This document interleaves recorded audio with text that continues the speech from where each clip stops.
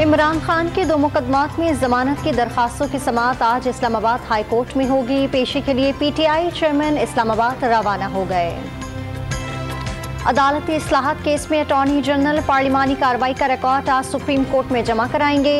तवक्को है कि आज पार्लिमानी कार्रवाई का रिकॉर्ड मिल जाएगा। अटॉर्नी जनरल को उम्मीद, नून लीग ने भी फुल कोर्ट तश्कील देने की दरखास्त जमा करा दी।